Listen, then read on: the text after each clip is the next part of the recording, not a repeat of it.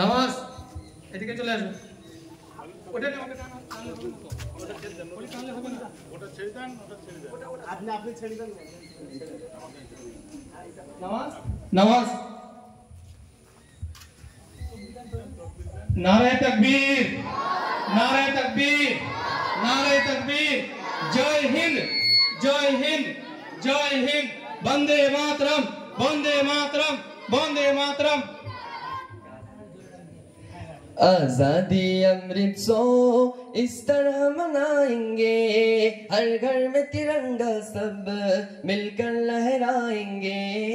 आजादी अमृत सो इस तरह मनाएंगे, हर घर में तिरंगा सब मिलकर लहराएंगे।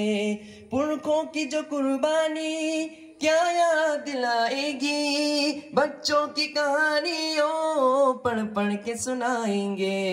भारत की वो नस्लवार वो यूं में आजादी है, वो जिन्हें तो रोकेगी तारीख रचाएंगे। आजादी अमृत सो इस तरह मनाएंगे, हर घर में तिरंगा सब मिलकर लहराएंगे। आजादी अमृत सो इस तरह मनाएंगे, हर घर में तिरंगा सब मिलकर लहराएंगे। इस देश का हर जर्रा सूरज सा चमक जाए, उम्मीद के हर घर में हम दीप जलाएंगे। इस देश का हर जर्रा सूरज सा चमक जाए, उम्मीद के हर घर में हम दीप जलाएंगे। मिट्टी की करज के दिन। আমাদের প্রধান অতিথি কিছু আমাদের সামনে কিছু পেশ করবেন, আমরা মনোযোগ সহকারে শুনব। যেভাবে আছে ওইভাবে দাও। আসসালামু আলাইকুম। তো আজ আপনারা জানেন যে ভারতবর্ষের স্বাধীনতা দিবস 15 আগস্ট 2025। 79 বছর আগে আমাদের এই ভারতবর্ষ পরাধীনতা ছিল, ইংরেজরা শাসন করত।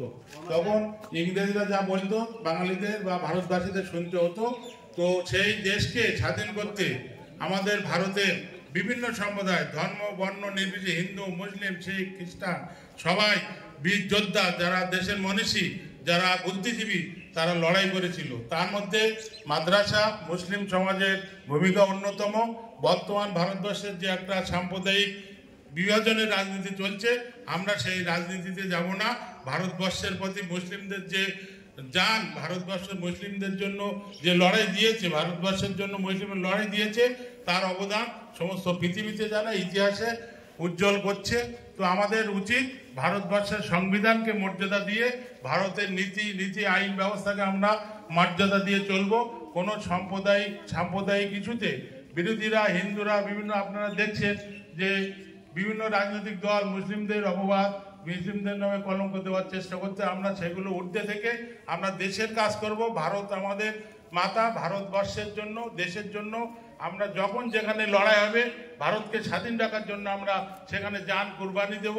মুসলিমদের যে স্বাধীনতায় ভারতবর্ষের একটা অবদান আছে, সেগুলো আমরা আগামী দিন ইতিহাসে বাচ্চারা পড়তে পারবে এবং সেগুলো আমরা মানুষের সামনে তুলে ধরবো। আর এই যে মাদ্রাসা ইসলামিয়া আরবিয়া নুরুল উলুম, আমি প্রথম এসে দেখছি আমাদের এলাকায় এত বড় মাদ্রাসা বা এরকম একটা আবাসিক বা এত জায়গা আমি কল্পনাই করতে পারিনি। হুজুর সাহেব বলছিলেন একটা ছোট রাস্তা, এখানে একটা লাইট বা পাঁচিল। আমি চেষ্টা করব আপনাদের আশীর্বাদ নিয়ে আগামী দিন এই কাজ কিছু কিছু করে করার জন্য। এবং আপনারা জানেন যে পঞ্চায়েতে আমাদের পাড়া আমাদের সমাধান মাননীয় মুখ্যমন্ত্রী মমতা বন্দ্যোপাধ্যায় করেছেন। আপনারা মাদ্রাসার পক্ষ থেকে ওখানে আপনাদের যা দাবি, এখানে মিজানুর আছে বলছি, ওখানে আপনারা যা দাবি আছে দুটো একটা দাবি করবেন। প্রতি বুথে 10 লক্ষ টাকার কাজ হবে, আপনারা সেখানে আপনাদের প্রতিনিধি পাঠিয়ে নামটা লিপিবদ্ধ করবেন এবং আমি পঞ্চায়েত সমিতির পক্ষে আপনাদের যতটুকু পারি ইনশাল্লাহ চেষ্টা করব। এই বলে সকলকে আরেকবার সালাম ধন্যবাদ জানিয়ে আমি আমার বক্তব্য এখানে শেষ করব। সবাই আমাদের প্রিয় আমিনুল ভাইকে আমরা সবসময় আন্তরিক নজরে দেখি এবং সবাই আমরা ইনশাল্লাহ ওনার জন্য দোয়া করতে থাকবো। আল্লাহ ওনার হায়াত দারাজ করুক আর আল্লাহ সুস্থ রাখুক।